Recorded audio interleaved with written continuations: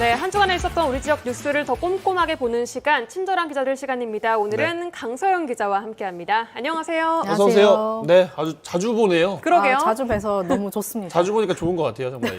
네, 그렇습니다. 네. 이번 주에도 아주 생생한 현장을 취재하신 이야기를 또 맞아요. 들려주실 텐데 기대해 보면서 첫 번째 키워드부터 꺼내 보겠습니다. 네, 첫 번째 키워드는 갑질 논란인데요. 네. 여수의 한 선사 얘기입니다. 해양수산청이 이 선사를 고발했다고요. 네, 그렇습니다. 얼마 전까지 원래 여수 거문항로는 한 개의 선사가 줄리아 아쿠아호라는 배에 한 척만을 운영을 하고 있었어요. 네. 그래서 굉장히 낡은 배다 보니까 고장이 굉장히 잦았고, 그리고 가벼운 배다 보니까 파도가 조금만 높아도 운항을 중단을 많이 했었습니다.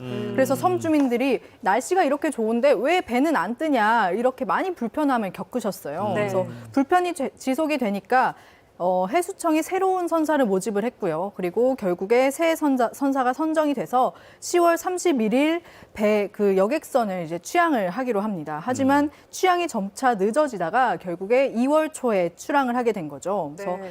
해수청은 새로운 선사가 취항을 하기로 한 10월 31일보다 한 달이 더 지났는데도 운항을 하지 않아서 과징금을 부과를 했습니다. 하지만 이제 선사 측은 해수청이 사전에 협의했던 그 10월 31일에 맞춰서 행정 지원을 제대로 해주지 않아서 취항이 늦어졌는데 과징금을 무작정 부과하는 것은 부당하다라고 이야기를 하고 있고요. 네. 그래서 계속 이렇게 주장을 했지만 해수청은 선사의 주장을 받아들이지 않았고 계속해서 과징금을 부과를 했습니다. 그래서 처음에 60만 원이던 이 과징금은요, 지금 250만 원으로 불어난 상태고, 그래도 이 선사가 반발을 하면서 250만 원을 납부하지 않자 해수청이 해경에 해운법 위반으로 고발 조치를 하게 된 거죠. 네, 사실 뭐 액수에 대한 논란보다는 뭔가 감정이 좀 상한 것 같은 느낌도 좀 있고. 그런 맞아요. 뉘앙스는 그렇죠. 있었죠. 왜냐하면 예. 이게 뭐 몇백, 몇천만 원대가 또 아니다 그렇죠. 보니까 선사 측의 입장을 조금 더 풀어주실까요? 이번 고발 건에 대해서? 금액의 문제는 아니고요. 일단 선사는 고발 조치, 과징금은 물론 고발한 것도 이제 이해를 할 수가 없다. 강하게 반발을 하고 있습니다. 네. 해수청의 과실로 취양 지연이 발생한 건데 이런 사유를 감안하지 않는 건 행정기관의 부당한 갑질이다라는 거죠. 그래서 선사는 애초에 10월 31일에 취항을 하겠다고 사업계획서를 제출을 했고, 그리고 그 사업계획서를 토대로 사업 승인을 받았습니다. 그리고 10월 31일 취항 날짜에 맞춰서 행정 지원을 받기로 했다라고 협의했다라는 게 선사 측의 입장입니다. 네. 실제로 제가 선사와 해수청이 협의를 했다라는 그 문서를 봤어요. 그래서 보니까 실제로 10월 31일 취항을 목표로 하고 그 전까지 운항에 필요한 모든 행정 절차가 마무리되는 것으로 계획이 잡혀져 있었더라고요. 그래서 제가 또 좀 이렇게 중요하게 느낀 점은 뭐였냐면 이제 언론 보도 계획까지 그 일정에 나와 있었다라는 겁니다. 사실 뭐 선사와 해수청과의 협의는 언제든지 변경이 될 수 있다고 하지만 그 협의를 언론을 통해서 대중에게 공개한다라는 것은 이 협의가 어느 정도 좀 그 확정적이다라고 좀 판단을 할 수 있는 거잖아요. 네. 그런데 선사 측의 주장은요, 취항 예정일 5일을 앞두고, 그러니까 26일이죠. 그때 네. 갑자기 담당 공무원이 바뀌면서 기존의 협의가 백지화됐다라는 게 선사의 입장입니다. 그래서 31일에 맞춰서 행정 지원을 해주지 않아서 예정일을 맞추지 못했고, 그 예정일을 맞추지 못해서 점차 이제 계획이 틀어지면서 직원들도 관두고 코로나도 겹치고 하면서 그 해수청이 요구하는 그 일자를 맞추지 못하게 됐다라는 거죠. 손해도 네. 굉장히 컸고. 그렇습니다. 손해도 네. 거의 수억 원에 달한다고 하니까 네, 이런 곧바로 이제 과징금을 부과하고 고발하는 것은 부당하다라는 게 선사 측의 주장입니다. 네, 양측의 입장이 팽팽히 맞서고 있는 가운데 결론적으로 어떤 쪽의 이야기가 맞는 건가요? 그러니까 이제 굉장히 이제 접전이에요. 접전이긴 한데 좀 이렇게 의문이 드는 부분은 분명히 있는 것이고, 어쨌든 이제 해수청 입장에서는 선사가 지정된 사업 계획일보다 한 달까지 운항을 하지 않으면 뭔가 문제 제기를 할 수는 있습니다. 과징금을 이렇게 요구를 할 수도 있고, 아니면은 뭐 취항을 요구를 할 수도 있는 거죠. 네. 그리고 수차례 명령을 이행하지 않을 경우에는 형사 고발 조치는 법적으로는 가능합니다. 네. 하지만 이제 그 법을 자세히 살펴보면요, 해양수산부 장관이 인정하는 사유 때문에 운항이 지연이 됐다면 참작이 가능하다는 내용은 나와 있습니다. 하지만 이제 해수청은 선사 측의 주장이 그 천재지변과 같은 그 장관이 인정할 정도의 그런 사유가 아니라면서 강경하게 대응하겠다는 입장이고요. 이거는 이제 제가 봤을 때는 개인적으로는 이윤을 추구하는 선사가 과연 행정 절차에 대한 확정적인 협의 없이 수억 원이 드는 배를 그대로 용선해서 띄워놨을까 하는 것은 여전히 의문이 들긴 합니다. 네. 그러니까 어느 정도 확정적인 협의는 있지 않았을까라는 추측은 가능한 건데 어쨌든 이런 정황을 뒷받침하는 문서도 있는 상황에서 의문은 계속 남아있는 상황이고요. 해수청은 이 문서가 어디서 나왔는지는 모르겠고 네. 설사 해수청에서 나왔다고 한들 이것은 공식 문서가 아니다. 효력이 없다라는 입장입니다. 네. 네, 그래서 양측의 입장이 이렇게 강하게 맞붙는 가운데에서 선사 측도 법적 대응을 준비한다고 하니까 결론이 어떻게 지어질지는 지켜봐야 할 것 같습니다. 네, 뭐 양측의 의견은 의견대로 알겠는데 가장 저희가 이 뉴스를 소개해드리는 이유는 이용객분들이 불편하니까 그런 맞아요. 거잖아요. 그렇습니다. 주민분들도 그렇고 네. 섬 관광 많이 오세요 하는데 관광객분들도 좀 못 가는 상황인 거고요. 그렇습니다. 관광객은 물론 이제 주민분들도 모두 다 불편을 겪고 있는데 네. 지금까지 여수 거문항로가 흑자가 아니다 보니까 지금까지 새로운 선사를 모집하는데 굉장히 애를 먹었습니다. 거의 5, 6년 만에 어떻게 보면 좀 새 운항사가 나타난 상황인데 지금 이런 사달이 난 거죠. 그래서 이미 이 선사는 현재 운항을 하고 있습니다. 운항을 하면서 점차 여수 거문항로가 안정화되고 있는 가운데서 이런 갈등이 벌어지게 된 거라서 혹시라도 주민들은 이 선사가 갑자기 운항을 중단하고 이 사업을 포기를 할까 봐 좀 우려를 하고 있는 상황입니다. 네. 그래서 네. 말씀해 주신 대로 주민들 불편, 관광객 불편이 우려되기 때문에 이 주민들을 위해서라도 이 뭔가 이제 갈등, 충돌이 좀 이제 서로 잘 풀었으면 좋겠다라는 게 이제 지역 사회의 이야기인 거죠. 네. 네, 계속 말씀을 드린 것처럼 정말 이용객들을 위해서라도 빨리 갈등이 해결이 돼야 될 것 같습니다. 네. 다음 두 번째 키워드 알아볼까요? 네, 보이스피싱이 두 번째 키워드인데 아주 생생한 현장을 또 직접 취재를 하셨더라고요. 네, 그렇습니다. 저희가 이제 경찰이랑 협조해서 같이 함께 잠복을 했는데요.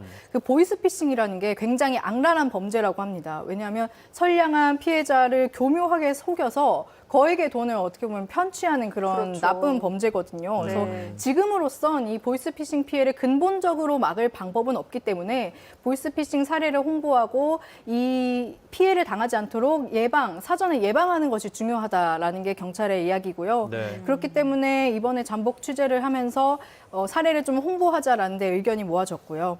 그래서 저희가 실제로 잠복을 하면서 네. 혹시라도 그 신고하셨던 그분이 마음을 바꾸진 않을까.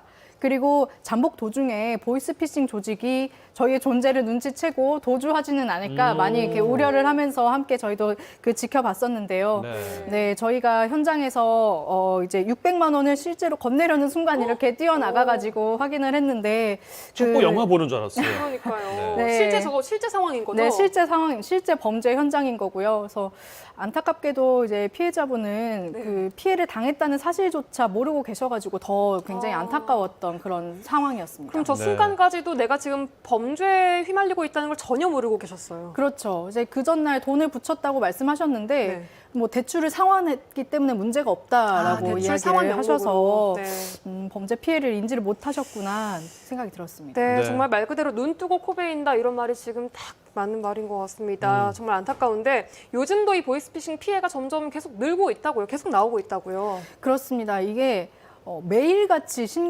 피해 신고가 접수가 되고 있다고 해요. 저희가 잠복하기에 앞서서 이제 경찰과 사전 미팅을 했을 때 그 현장에서도 보이스피싱 피해를 당했다면서 사건에 접수하는 분들을 많이 볼 수 있었어요. 네.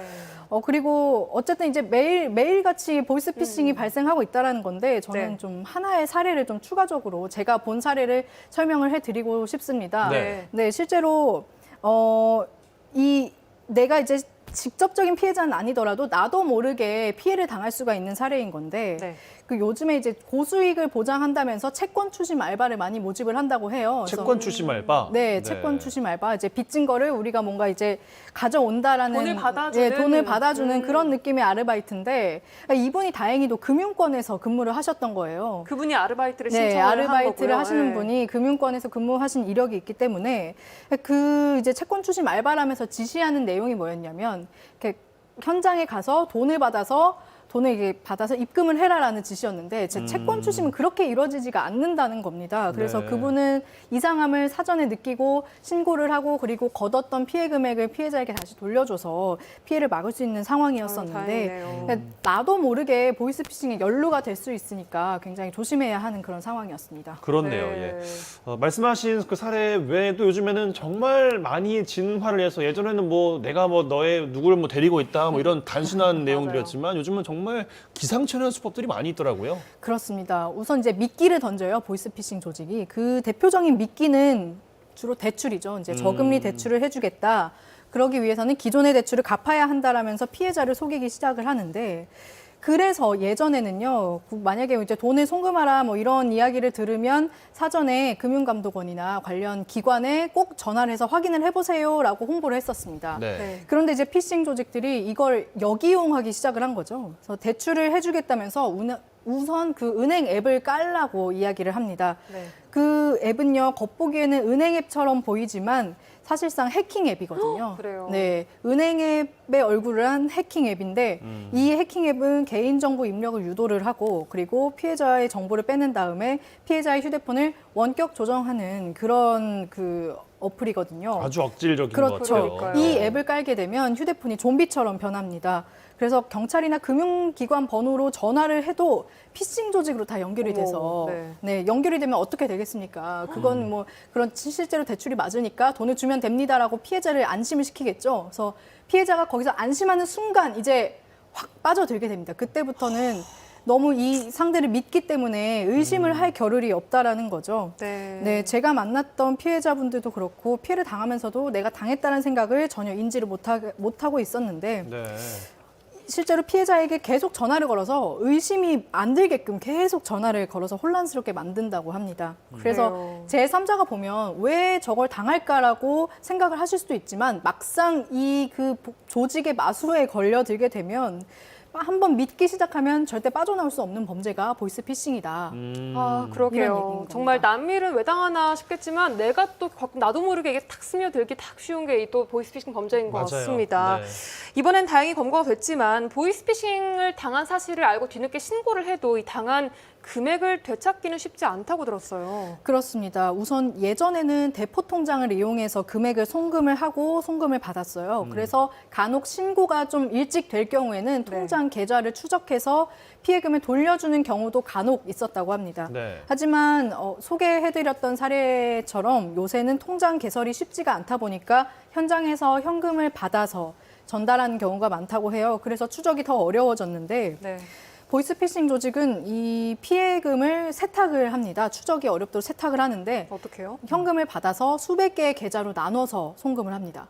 그리고 그 수백 개의 계좌에 나눠진 그 돈을 다시 또 수백 개의 계좌에 다시 송금을 합니다. 그러니까 이게 섞는 거죠. 네. 이 돈의 출처가 어디인지를 세탁을 하게 되면 나중에 검거가 되더라도 이 돈이 당신의 돈이다라고 입증할 증거가 없다 보니까 피해 금액을 되돌려받기가 굉장히 힘들다라는 겁니다. 네, 참 이게 설마 아차하는 순간에 걸린다고 하니까 더 유의를 하셔야 될 것 같은데 어떻게 하면 좀 이게 피할 수가 있습니까? 취재를 해보시면서 또 느낀 바가 있을 것 같은데. 네, 제가 취재를 하면서 들은 그 경찰 관계자의 이야기를 좀 인용을 하고 싶은데요. 네. 굉장히 슬픈 얘기일 수도 있겠습니다만 그 갑자기 모르는 사람이 나한테 전화를 걸어서 좋은 정보를 먼저 그리고 적극적으로 줄 가능성이 얼마나 되냐 한번 의심을 해보라는 거죠.